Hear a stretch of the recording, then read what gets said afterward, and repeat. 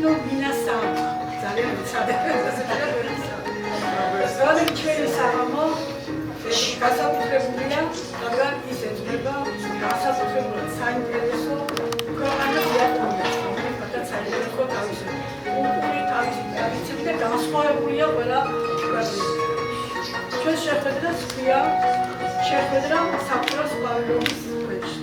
საფროს პავილონმა გამიტანილი ეს არის იაპონური კულტურის ტრადიციების ერთ-ერთი უმნიშვნელოვანესი ნაწილი.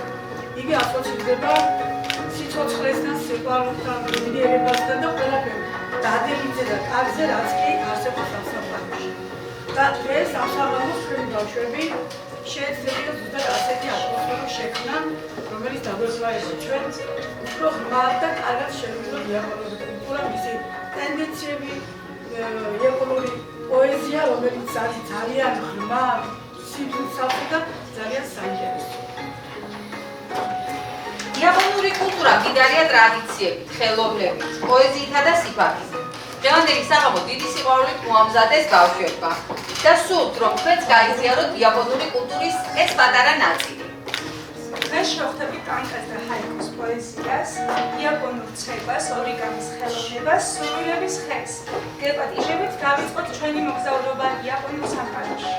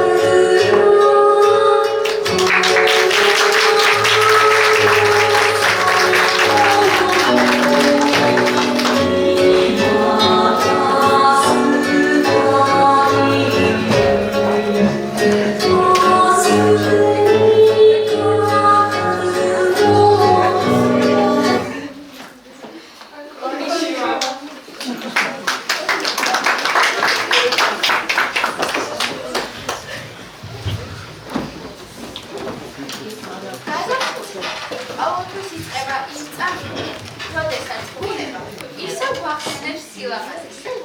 იაპონიაში ამ სილამაზის ყველაზე ნაზი სიმბოლოა საკურა, ალუბლის ყვავილი, რომელიც მხოლოდ რამდენიმე დღით ყვავის, მაგრამ ამ მოკლე დროში მთელ სამყაროს აღწევს. რამდენად ძვირფასია თითოეული წამი.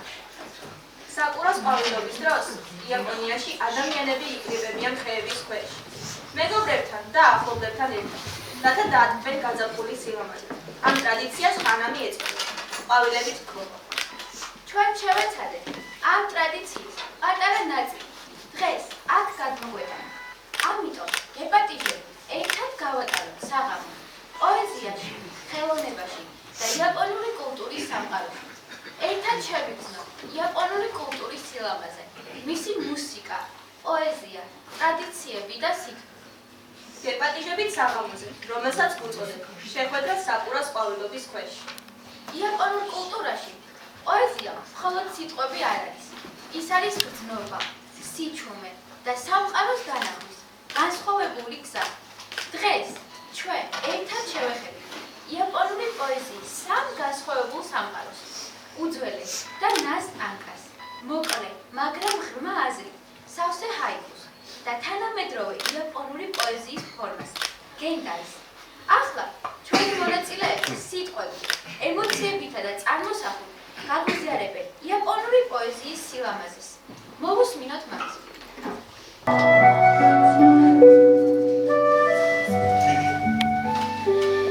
ტანკა, ხუთსტრიქონიანი ლექსი. ტანკა იაპონური პოეზიის კლასიკური ჟანრია. ტანკა ურითმოა, იაპონურად მოკლე სიმღერას ნიშნავს.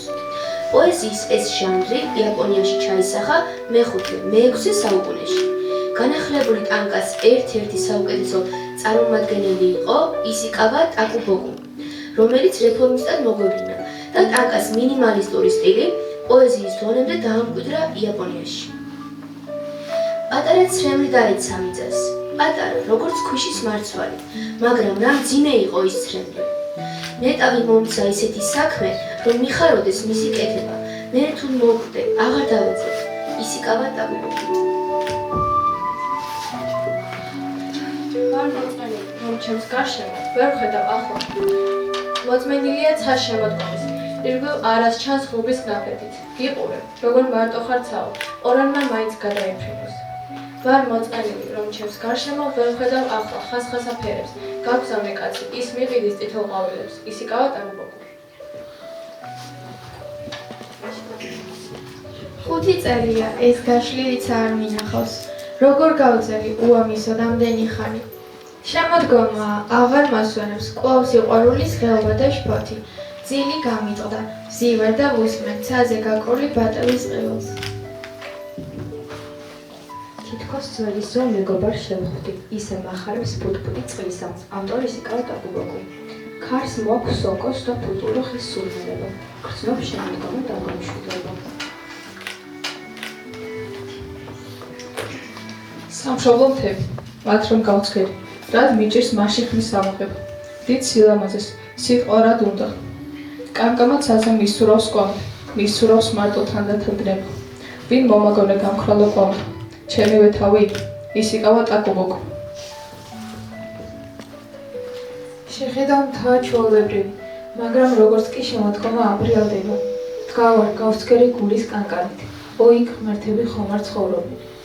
შეგვიდა ვისაც უცბად მომინდა, რომ დავეწერა გრძელი ბარათი, გრძელი ისეთი, დედამიწაზე, ყველას გულსფერად შევყვარებოდი, ისიკავა ტაკუბოკუ. თუ ამ ქვეყნად ყვავილები გაქრება, რა დარჩება მაშინ? გაზაფხულის სილამაზე მაჩი ხომ ცოცხლობს. კინოც ურაიოგი. ალბეს ყვავილს უყურებ ჩუმად, ისევ გაზაფხულია, როგორც ეს ფურცლები დროც ისე მიფრინოს. ონონო კომაჩი. მინდა ჩარგლო ბუმბულა თოლში, ჩამალა სახე, ალმოდებული, ასე სიყვარულს დრო ვერ დააჭყლობს. თუ უცხოეთში საქმე ვიხილე, ჩემი მშობელი ქვეყნის ბავშვები, ვერავით არის შავი ნაღველი, მაშინ სიყვარულს ვერ გამიწერებს. ავტორი ისიკავა ტაკუბოკუ. დიდი ხანია ოცნებად ქონდა, წავსულიყავი სადმე რკინიგზით. აი ჩამოხდი მატარებიდან და აღარ ვიცი საით წავიდე. როცა ერთბაშად ვაღონიდან შორს ცის კიდურზე, ჩემი სამშობლოს მთები გამოჩნდა. ხო ირარიდან მევიწროვო, მაშინ საყელო. ისიკავა დაკუბულა. მარტოზე ვარ მთის ძირში, ჩუმ საღამოს, გასაფურის ხარი საკურას ფუცრებს ნელად მიმოფანტავს. ონონო კომაჩი. შენი ღიმილი გასაფურის მცირეს გავს, გულში ჩამჩა. ალუბლის ფუცრებივით ჩუმად მახსენდება. იოსონო აკიკო. მარტოზე ვარ მე, ალუბლის ხის ქვეშ, გაზაფხულის ღამე, ყვავილების სიჩუმე ჩემთან ერთად სუნთქავს. ავტორი საიგი. მთის ბილიკზე ქარი ჩუმად ქრის, შორიდან თითქოს ალუბლის ყვავილები მზის შუქში ანათებს. მარტო დავდივარ მთის ჩუმ ბილიკებზე, გაზაფხულის ღამე, ალუბლის ყვავილები ჩემთან ერთად ფხიზნობს. ავტორი საიგიო. დილა გათენდა, ბალაღზე თვალი ბრწყინავს, მზე ამოდის ნენა, მთელი ბუნება თითქოს ახალ დღეს ესალმება, ოტომონო იაკამოჩი.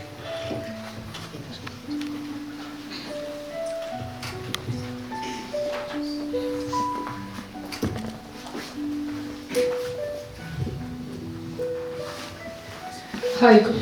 ჰაიკუ ძლიერი სიმბოლური დატვირთვის მქონე კლასიკური პოეტური ფორმაა. ტერმინი შემოიღო მე-19 საუკუნის იაპონელმა პოეტმა მასაოკა შიკიმ. თუმცა ჰაიკუს მამამთავრად ითვლება მაცუო ბაშო, მე-17 საუკუნის იაპონელი პოეტი. ეს არის მოკლე სტრუქტურის ლექსი, რომლის მიზანია წამიერი შეგრძნების საგანახეთვის გადმოცემა. ტრადიციულად ჰაიკუ შედგება 3 ტაიპისგან, რომელიც მთლიანობაში 17 მარცვალს შეიცავს. ტაძრის ზარზე დაჯდა პეპელა და დაიძინა. იოსა ბუსუნი. ტაძარი მთაში, ზარის ხმათ ოლქში, კობაისი ისა.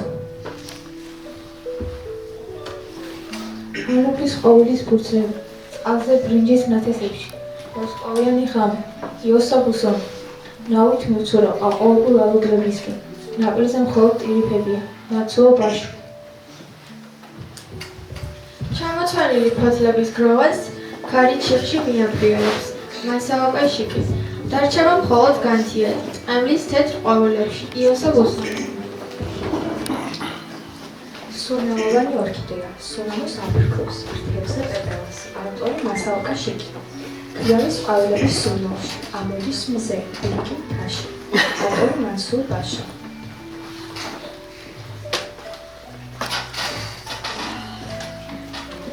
თეთრია გაზაფხულის ვახან, მოგოქრობს ხანაც მშვიდდება. იოსა ბუსონი. ძილს არ მაცდის, წინათ გრძნობა, ყვავილთა ჩრდილში, არავინ იცის რა მოხდება, კობაისი ისა. რასი მშვიდია, ჭიჭინას ხმა ქვაში აღწევს, მაცუო ბაშო. ტაძრის ზარზე ჩამომჯდარა მანათობელი ციცინათელა, მასაოკა შიკი. შორიდან მესმის ფეხის ხმა, მის ვინც მენატრება, ფონელცვენა, იოსა ბუსონი. სოფელ ბავშვებს სახელობიდან ალუბლის ყვავილის ფურცლების ცვია. კობაისი ისა. მუხის ხეს ვერცხლის ყვავილობა, მაცუო ბაშო. ძველი გზების გაყოლებაზე, საოცარებსა და ნანჯის ქოხებში, ყველგან მერცხლები ბუდობენ, იოსა ბუსონი. ჭუჭინობელა სიმღერას მატარებლის რახხი აღშევს, მასაოკა შიკი. ფუჯის ნიავო, ძვირფას ქვასავით, მარაათი წაგიღებს სახლში, მაცუო ბაშო. რა შეიძლება ნაკადულში ჩავიჯიმა სამდებით ხელში. გაზაფხულის ნაზი წვიმა, საუბარი თავ დავიწყებით. ჩარლის მოსასხამი და ქოგლა, იოსა ბუსონი. ეს სისმათები ჰგვანან მთვარებს ბრინჯის ტერასებს. ალუბლის თვალზე ხრუბლის კვამში ჩაიძრა ელური მთვარე, მაცუო ბაშო. ამ ხის ქვეშ უყველგან სუფში და სალაჩე ყვავის საკურა, ავტორი მაცუო ბაშო. წაფს ვაგროვებ და თან ვღიღინებ იავ ნარას, კობაისი ისა.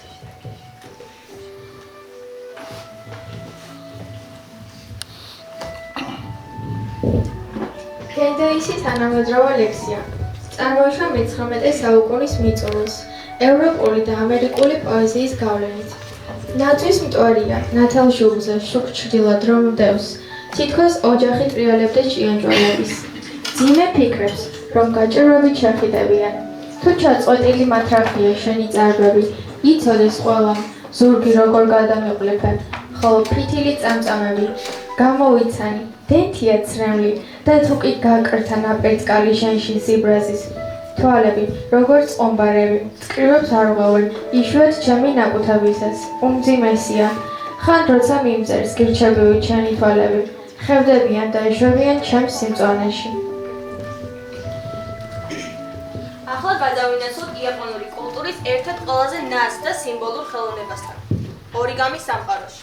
გოგონებს ხობთ შედიათ საყურას ყვავილები და წეროები. წერო იაპონიაში ბედნიერების და მშვიდობის ნიშანია. საკურა კი სილამაზის და გაზაფხულის. სანამ დავიწყებდეთ, ჩვენი გოგონები მათ შესახებ ლეგენდებს მოგვიყვებიან. ეს ისტორია რეალურ მომენტზე დაფუძნებული. 1955 წელს, როდესაც ატომური ბომბი ჩამოაგდეს ქალაქ ჰიროსიმაზე, პატარა გოგონა სახელად სადაკო სახელი, მხოლოდ 2 წლის იყო. წლების შემდეგ ის მძიმედ დაავადდა რადიაციის გავლენის გამო. საავადმყოფოში ყოფნისას სადაკომ გაიგო იაპონური ლეგენდა. თუ ადამიანი 1000 ქაღალდის წეროს დაამზადებდა, მათები მის სულებს შეისმენენ. სადაკომ დაიწყო წეროების დაგეცვა. ის თითოეულ წეროსთან ერთად ერთ სულს იმეორებდა. მინდა რომ სოფლებში მშვიდობა იყოს. ამბობენ რომ მან ასობით წერო დაამზადა, სანამ ძალა ეყოფოდა. მისმა მეგობრებმა კი მისი საქმე გააგრძელეს და 1000 წერო დაასვეს. დღეს ჰიროსიმის მშვიდობის მემორიალურ პარკში სადაკოს ძეგლია, სადაც ბავშვები მთელი სოფლიოდან აგზავნიან წერებს, მშვიდობის სიმბოლოდ. იაპონური თქმულების მიხედვით ოთელხას არსებობდა ხე, რომელიც არასდროს ყვაოდა. ის იდგა მარტო მიდორში და ადამიან ყურადღებას მას არ აქცევდნენ. ერთ დღეს მას ტყის სული გამოეცხადა და უთხრა: შენ შეგიძლია იქნა ადამიანებით სიყვარული, სიხარულე და ტკივილი, მაგრამ ამის შემდეგ შენი ყვავილობა ხანმოკლე იქნება. ხემ დათანხმდა. მან პირველად იქნა სიყვარული და მაშინვე ვარდისფრად აყვავდა. მას საკურა უწოდეს. მას შემდეგ საკურა მხოლოდ რამოდენიმე დღით ცოცხლობს, რათა ადამიანებს შეახსენოს. სილამაზე ყველაზე ძვირფასია, მაშინ როცა ის დროებითია. იაპონიაში ქაღალდის დაკეცვა უბრალოდ ხელსაყრელი არ არის. ეს სურვილების, ოცნებების და სიმშვიდის შექმნა. ახლა ჩვენი გოგონები გააკეთებენ საკურას ყვავილებსა და წეროებს, რომლებიც ბედნიერებას და მშვიდობას აღნიშნავს. თუ ადამიანი 1000 ქაღალდის წეროს გააკეთებს, მისი ყველაზე გულწრფელი სურვილი აუცილებლად ახდება.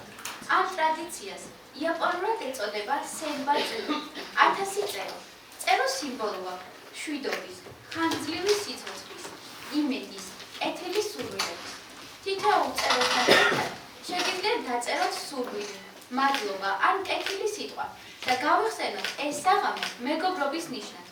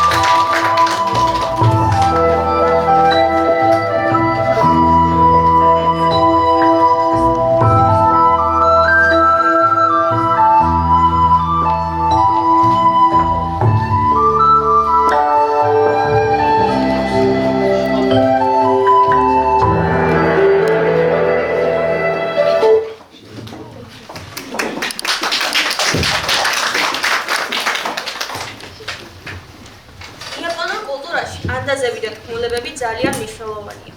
ისინი გვასწავლიან სიბრძნეს, მოთმინებას, ბუნებასთან ჰარმონიას და პატარა დეტალებში დიდი აზრის დანახვას. ახლა კი ამ საოცარი მოგზაურობიდან გადავიდეთ ჩვენი საღამოს შემდეგ ნაწილზე. ჩვენი მონაწილეები ახლა გაგვაცნობენ რამდენიმე იაპონურ ანდაზას და თქმულებას, მათ მნიშვნელობას და იმასაც თუ როგორ შეიძლება ეს სიბრძნე ჩვენს ყოველდღიურ ცხოვრებაში გამოვიყენოთ. გთხოვთ, დიდი ყურადღებით მოვუსმინოთ და ერთად შევიფიქროთ იაპონური კულტურის სიბრძნე. თქმულებები. უროშიმა ტარო იყო კეთილი მეთევზი, რომელმაც კუ გადაარჩინა. კუ იგი ზღვის ქვეშა სასახლეში დრაკონის პრინცესასთან მიიყვანა. რამდენიმე დღე გაატარა, მაგრამ როცა სახლში დაბრუნდა, აღმოაჩინა, რომ ასობით წელი იყო გასული. პრინცესის მოცემული ყუთი გახსნა და მაშინვე მოხუცდა. ლეგენდა გვასწავლის, დრო შეუქცევადია და ყველაფერს თავისი ფასი აქვს. ცნობის მოყარეობამ შეიძლება ცხოვრება შეცვალოს. წეროს მადლიერების ამბავი. კაცი ზამთარში დაჭრილ წეროს გადაარჩენს.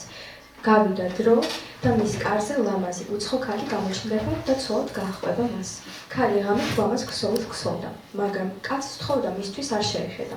ცნობის მოყარეობამ კაცს ძლია.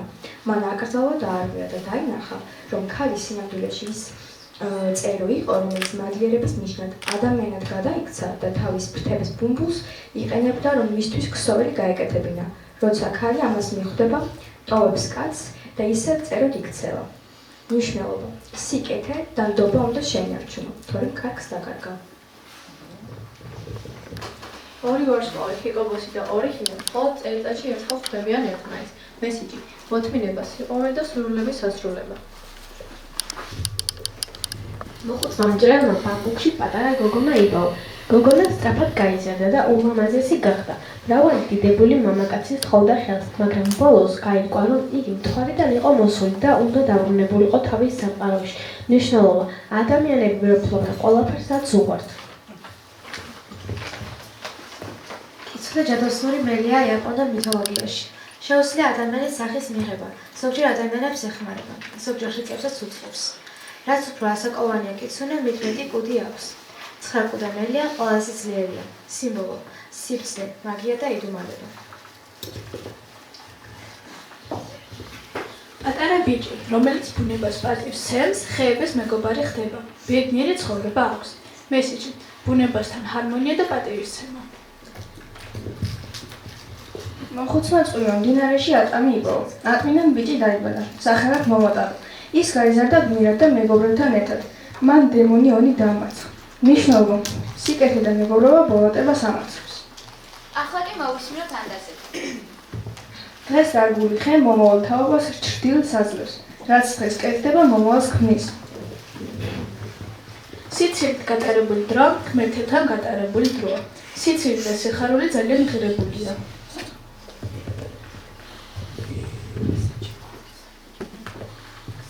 ყვავილებზე მეტად წელმენები. პრაქტიკული რამ ხშირად სილამაზეზე მნიშვნელოვანია. მდგომარეობა ზოგჯერ საუკეთესო პასუხია. სიბრძნე ყოველთვის არ ხმამაღლა არ ლაპარაკობს. ერთი კეთილი სიტყვა ზამთარსაც ათბობს. ადამიანურობას უდიდესი ძალა აქვს. თუ 7 ჯერ დაეცემი, მერვე და წადექი. არასოდეს დანებდები.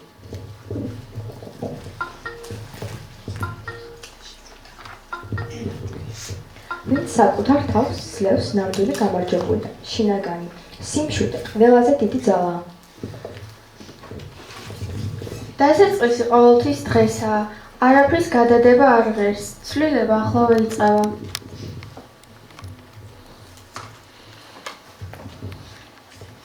და სიარული არ არის პრობლემა. გაჩერებაა პრობლემა. პროგრესი მცირე ნაბიჯებისაც ხდება.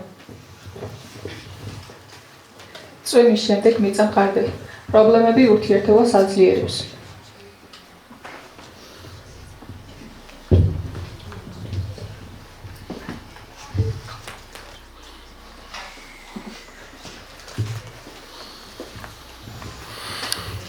ამაზე ულუსმენს ჩაქუჩი ხდება. ვინც ძალიან გამოირჩევა, ხშირად აკრიტიკება. ქვაზე 3 წელი დაჯექი. მოთმინება წარმატების გასაღებია. ახლა კი იაპონური საღამოს ინტერაქტიული ნაწილი. ძვირფასო სტუმრებო, იაპონურ კულტურაში სიტყვას განსაკუთრებული ძალა აქვს. სიტყვა შეიძლება იყოს სიბრძნე, სურვილი, მადლობა ან ოცნება. გეპატიჟებით ჩვენი საღამოს ყველაზე თბილ და შემოქმედებით ნაწილში. სტუმრებს გადმოგეცემათ ვარდისფერი ბარათები, რომელზეც დაწერილია იაპონური ანდაზები. გთხოვთ ხმამაღლა წაიკითხოთ იგი, სცადოთ მისი მნიშვნელობის ახსნა და ერთად ვიმსჯელოთ, როგორ შეიძლება ამ სიბრძნის გამოყენება ყოველდღიურ ცხოვრებაში. შემდეგ გავეცნობით იაპონურ სიტყვებს, შევეცდებით სწორად გამოთქვათ ისინი და შევიზნოთ მათი ჟღერადობა, რადგან იაპონიაში სიტყვა მხოლოდ ბგერა არ არის. იგი განწყობაა. შეგიძლიათ ასევე დაწეროთ თქვენი სურვილი ქაღალდის წეროზე. გაახმოვანოთ იგი და სურვილების წერო ჩვენ სურვილების ხეზე ჩამოკიდოთ, რათა თითოეული სურვილი ცაში აფრინდეს. ხოლო ვისაც პოეზია გიყვართ, გთხოვთ წაიკითხოთ ტანკა ან ჰაიკუ. რამდენიმე სტრიქონში მოთავსებული ემოცია და წამიერი სილამაზე. სწორედ ეს არის იაპონური პოეზიის ხიბლი. მოვუსმინოთ ერთმანეთს, გავუზიაროთ სიტყვა და ერთად შევქმნათ იაპონური საღამოს განსაკუთრებული განწყობა. გთხოვთ დავიწყოთ.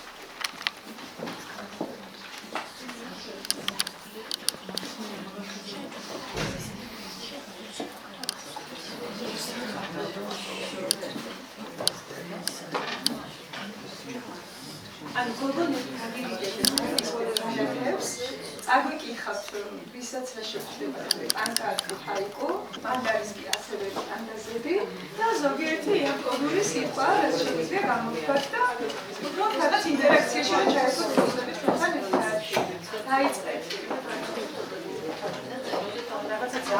ვისაც სურვილი არ აქვს რომ წაიკითხოს და თქვათ რაღაცა ეუხერხულება ან რამის გავსი შეუძლიათ წეროზე სურვილები დაწერონ მე გოგონებო კალამს მოგაწოდებენ გოგონები და წეროს ფრაზა შეგიძლიათ რაიმე 1-2 სიტყვით სურვილი დაწეროთ და გოგონები ჩამოკიდებენ შემდეგ სურვილების ხელი. პირველ რიგში ძალიან დიდი მადლობა რაღაცა საოცარ განსხვავებული საღამოსთვის. მინდა გითხრათ თამნა პირადად ჩემ მადლობა მოწვევისთვის და მადლობა ამ ლამაზ გოგონებს. ძალიან მიყვარს ზოგადად იაპონური კულტურა და საოცრად ახლოსაა ჩემთან და თითიანი წეროს ამბავი კიდე ძალიან მიხვდებს გოგონი ყველასე არა მარტო ჩემს. ხო, ეხა ჰაიკუ. რაღაცა ძალიან ლამაზი ჰაიკუ შემოხვდათ. ქალის და ღრუბლის თუნდიალობს კურს უბდებს ქოლგა. ვიდრე სრულიად დაიკეცეთ. აკირა მიკიცა. სხვათა შორის ორი ჰაიკუ ვიციზებინათ, ოღონდ ავტორი არ მახსოვს, შეიძლება დაკუპო და თქვენის ნება თუ წავიკითხავ. ერთია ესეთი. ადამიანები მოვლენ და ქებადიდებას შეასხამენ ალუბლების ყვავილებს, მაგრამ ჭეშმარიტად ერთგული არის, ვინც მაშინ მოვა, როცა ალუბლები დაჭმებილა. და მეორე რომელიც ძალიან მიყვარს. ერთხელ მხოლოდ დედაჩემი მხარზე შევისვი. იგი ისეთი მსუბუქი იყო, რომ სრემლები მომერია დამწარეს. მადლობა.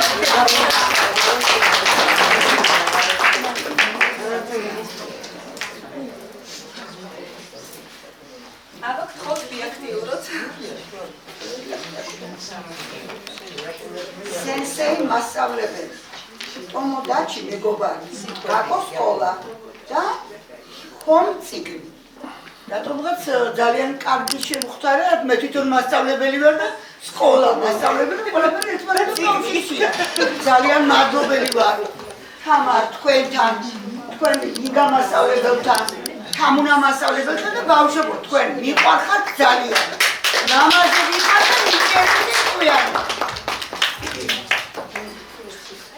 მაშინ გავაგზავნეთ მე ვინაიდან მქონდა იაპონური სიტყვების შემდგა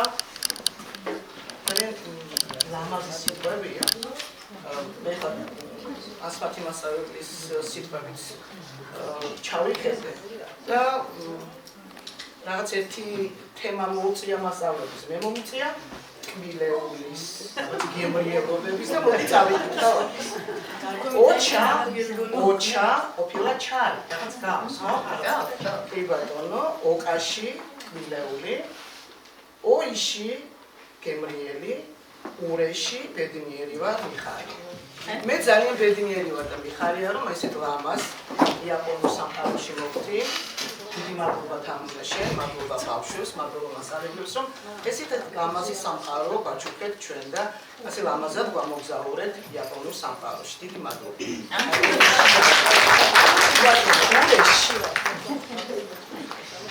მეც ძალიან აქტუალებული ვარ ამ სილამაზით, რასაც ვხედავ ამ დარბაზში და გამიჩნდა სურვილი, რომ მეც გავინტერესდე უფრო ხმარ და სიბრისეულად იაპონური კულტურით, რაშიც მოვიკოჭრებ ნამდვილად და ჩემდა სამარცხინოთ არა ვარ ჩახედული და ყველაფერში.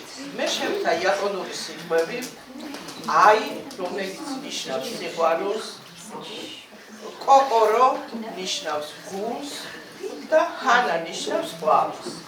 ჩემი შეხედულებით სიყვარული გულიდან უნდა მოდიოდეს და ის ყვავილივით ლამაზი უნდა იყოს. თქვენ ასე მოგიხართ?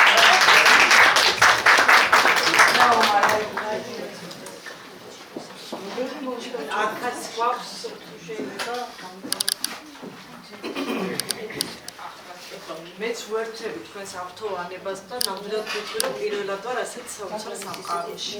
რაც შეეხება ახლა ჩემს ბარათს, ძალიან ამაღელვებელია ახლა ის ლექსი, რაც მე ახლა მომიწია. თემა ეხება დედას. ერთხელ ხუმრობდი დედა ჩემი მხარზე შევიდე. იგი ისეთი მსუბუქი იყო, რომ უცებ ცრემლი მომერია და ვეღარ ვზივდი.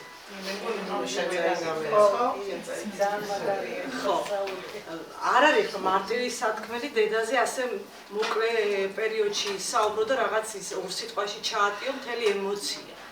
მაგრამ მე მაინც ჩემი პროფესიიდან გამომდინარე ვიტყვი, რომ დედა ესა რაღაც მართლა დედა ღვთისა. აი დედა ჩემთვის აქედან მოდის, რომ ყველაფერი, ყველა დედა მაინც ღმერთისგან იწყება. მე ასე მგონია რა. და მსუბუქი გააჩნია როგორ შევხედავთ დედის სიმსუბუქეს. უფრო სიყვარული შეიძლება მოვალეობები შეიძლება უფრო მძიმე იყოს, მაგრამ დედის სიყვარული ნამდვილად მსუბუქია და აი ჰაეროვანია. მე ასე მგონია ყოველ შემთხვევაში, არ ვიცი. ავტორი არის ისაკა ტაკო. ვეცოდა შევრჩევი.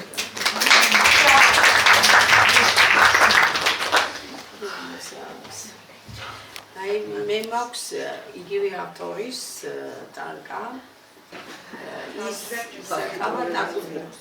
სხვათა შორის ფილოსოფიური აზრია ჩემი პატარა ლექსი წაგიგიხავთ ახლა ესეც კარგია ისიც კარგია ამბობენ ხოლმე ზოგიერთები მე მშურს ასეთი udardელობა და რატომღაც აი ჩემს რაღაც შეხედულებებთან ახლოს არის ეს პატარა რაღაცა სიმბოლურად ყველას ისეთი გაგვიგია რომ წავიკითხე ეს ჩემი რაღაცა ვიგრძელი ჩემეულობა მე ყოველთვის საერთოდ ყოველთვის ვფიქრობ რომ ადამიანი არის ინდივიდუალური და ყველას აქვს თავისი ცხოვრება, თავისი ფიქრი, თავისი აზრი და როგორი ფიქრიც აქვს და აზრიც აქვს და შეთქმულება ისე ცხოვრობს ის ამ ქვეყანაზე და მეორე ადამიანი ზოგჯერ გაკითხავს ხოლმე და რატომ არის ასე რაღაც არის ასეთი შეხედულებები უფრო რაღაც კრიტიკული არა, იცი როგორი აი ვთქვათ გავრცელებული რაღაცა შეხედულება სტერეოტიპი, რომელიც მოდის და აი ეს სტერეოტიპებს ანგრევს ეს ანგრევს სტერეოტიპებს აი ეს გამოთქმა. ყველას აქვს თავისი ცხოვრება და თავის ცხოვრებით ცხოვრობს და შენ არა გაქვს უფლება იმისთვის ეს არის კარგი, შენთვის შეიძლება ეს არის კარგი და ვისთვის რა არის მისაღებია, ვისთვის რა არის ასე ვთქვათ თავისი ცხოვრების არსი, იმით ცხოვრობ და ის მოსწონს მას. ასე რომ ეს თავისებური შეხედულება ადამიანს რაც გააჩნია, ეს შენი საქმე არ არის, იმას აქვს თავისი ცხოვრება და ზუსტად აი ეს კარგი იყო ამბობენ ზოგიერთები და მე მშურს ასეთი udardელობა. არ ვიცი udardელობა არის თუ არა ეს თქვენ არ ვიცი როგორ განსჯით ამას, მაგრამ ალბათ შვებას მოგცემს ის რომ შენ მას შეხედო იმ თვალით, რასაც ის ფიქრობს და როგორც ფიქრობს. ეს შვებას მოგცემს და არც გაგაღიზიანებს. ეს ძალიან ესე ვთქვათ შინაარსობრივად ძალიან ხმა შეიძლება ბევრი, ძალიან ბევრი შეხედულება არსებობს და ბევრი ლაპარაკი შეიძლება ამაზე სხვათა შორის. ამ პატარა 4 ხაზზე. მადლის კეთებაც კარგია და ცუდვაც მიმზიდველი. ისიც კარგია, ყველაფერი, დიახ, რა თქმა უნდა. აი ძალიან საკამათო და აი ესე ვთქვათ ერთმანეთში გასარჩევი შეხედულებებია. საშუალება.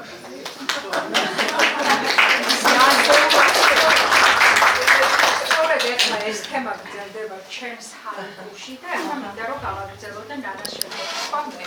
ჩვენ აი ნინო დამეთანხმება აგერ ბავშვობაში ესეთ პოეზიით საუბრობდით ერთმანეთში კლასელები და მეგობრები ვართ და ერთი ასეთი ლექსს ვატრიალებდით სულ ოცნებები შეეხიზნენ ოცნებების მანებებს ჩემს თავს ვითხოვ მთელი დღე და მოსწრება და არავინ მანებებს. ეხლა რატომ ვთქვი ეს ჰაიკუ ნახეთ მე მგონი რაღაცა კი არაფერი ისეთი ავტორის ლექსი არ იყო ეს, მაგრამ ჩვენ მოვწონდა ეს ჩემს თავს ვითხოვ მთელი დღე და მოსწრება და არავინ მანებებს და ნახეთ ეხლა როგორი ნოსტალგიური და როგორი რაღაც არის. ნახეთ მე ვფიქრობ რომ ჩვენ მაინც ვართ ადამიანები მარტო რაც არ უნდა მეგობრები, ოჯახი, შვილები, მაინც მარტო ვიბადებით და მარტო მივდივართ, ხო? და ნახეთ ეს ჰაიკუ ზუსტად. ახლად გაჩენილ ფოთლების ზღვაში მარტოდ მიცურავს ფუჯი. მე არ ვიცი ეს ფუჯი რა არის, მაგრამ ხო, რაც არის, ყოველ შემთხვევაში ჩვენი რაღაც ეს სიმარტოვის რაღაც ნოსტალგიობა და ესეთი ჩანს ჩემი აზრით და ცოტა ესეთი სევდიანიც არის, მაგრამ რა ვქნათ ესე ვარ, მარტოვად. მადლობა ბავშვებო, მე დღეს ვარ ძალიან ბედნიერი. დიდი მადლობა თამუნას მოწვევისთვის. თამუნა მადლობას მოგახსენებ რომ აი ესეთ კარგ გარემოში შემოვიყვანე დღეს სრულიად მოულოდნელად და ეს საოცარი ბავშვები. ყველა მიყვარხართ ეხლა ბავშვებო თქვენ ისეთი ჰაეროვნები, ისეთი კარგ სამყაროში შემიყვანეთ, როგორიც ჩემთვისაც არ იყო ისეთი ახლობელი. ეს იაპონური ის ჩემთვის არ არის ესეთი ახლობელი, მაგრამ ამ ბავშვებს ჩვენ ევროპულ ლიტერატურას და პოეზიას ვიცნობთ. მაგრამ ძალიან სასიამოვნო არის. მადლობა ყველას პროზა და ლიტერატურა. იაპონური.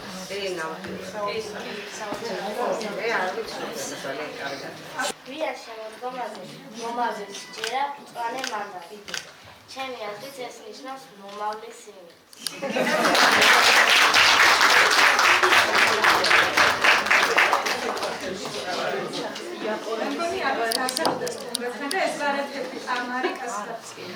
რადგან მომეცემა საშუალება სანამ ჩემ იაპონურ სიტყვებს წავიკითხო, მადლობა მინდა თამუნა მასწავლებელი გვანებიურებს მოკლედ თავისი შემოქმედებითი საღამოები და დიდ სიამოვნებას გვანიჭებს ყოველთვის და დიდი მადლობა ამისთვის ყველას პირველ რიგში თამუნას და მონაწილეებს და რაც შეეხება ეთყობა როგორც უცხოენის სპეციალისტს თუ პედაგოგს რა ვიცი ისეთი სიტყვები მაქვს მოკლედ და რაღაცა გამახსენდა ამ ჩემს სიტყვებთან დაკავშირებით მოკლედ ონიჩიკა გამარჯობა არიგატო მადლობა და საიუნარა ნახვამდის და საბაზისო სიტყვებია და ხო და ერთი ირიული გადახვევა უნდა გავაკეთო ზოგადად დაწყებითებში მოხდა ეს ამბავი და ჩემმა ერთმა პატარა მოსწავლე მოკლედ ჩემი ორი სიტყვა რუსულში გაამთნიანა და Здравствуй, Дания, მოკლედ ასე.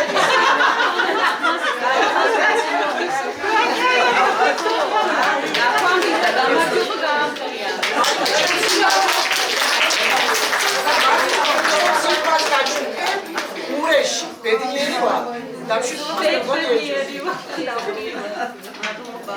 ეს ბარათები შეგიძლიათ თქვენ დაიწყოთ საჩუქრად. ეხლა მათ ვინც წეროზე დააწერეს სურვილები, მე თავაჟღერებდა წავიკითხა. მშვიდობა, ჭეშმარიტება, სიყვარული,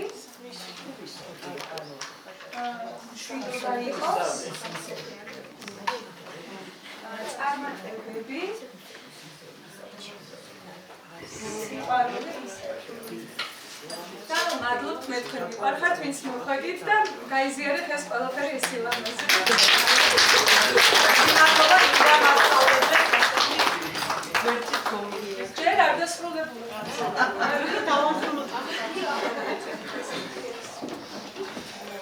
ჩაის ტრადიცია იაპონიაში. ჩაის კულტურა იაპონიაში ერთ-ერთი გამოჩეული. და ამავდროულად მისტიკური ფენომენია. ჩაის ცერემონიას ატარებს ესკატი, რომელიც სპეციალურ ჭურჭელში ამზადებს ჩაის და სტუმრებს მასპინძლობს. ცერემონიის დროს სრული სიჩუმეა, აკრძალულია საუბარი ფულზე, ვაჭრობაზე და ავადმყოფობაზე. მიზანი სულიერი სიმშვიდის მოპოვება. იაპონიაში ჩაი შემოვიდა ჩინეთიდან. თავიდან მას ბერები იყენებდნენ, როგორც წამალს. ჩაის ფოთლები შეიცავს ტანინს, კალციუმს, ფოსფორსა და სხვა ვიტამინებს. ამიტომ იაპონიაში ჩაის მიღება პირველ რიგში ჯანმრთელობის გაუმჯობესების სიმბოლოა. ჩაის ცერემონიის ფორმალიზება დაიწყო მე-16 საუკუნეში. ცნობილმა ოსტატმა ნორიკუდო, რომელმაც ჩაის მირთმევა სულიერ რიტუალად აქცია. იაპონური ჩაის ცერემონიის 4 მთავარი პრინციპია: ჰარმონია, პატივისცემა, სისუფთავე, სიმშვიდე. ეს პრინციპები ხშირად გამოიყენება სიცოცხლის ფილოსოფიასაც იაპონიაში. იაპონიაში ჩაი მხოლოდ სასმელი არ არის. ეს არის რიტუალი, რომელსაც ჩანოიუ, ანუ ჩაის ცერემონია ეწოდება. იაპონიაში ამბობენ, ერთი ფინჯანი ჩაი შეიძლება მთელი სამყაროს სიმშვიდეს იწვევდეს. ყველას გეპატიჟებით ჩაისა და ტკბილეულის დაგემოვნებაზე, რათა ერთად გავიზიაროთ სიმშვიდის ეს პატარა იაპონური ტრადიცია. ეხლა გეპატიჟებით ჩვენს ტკბილეულზე.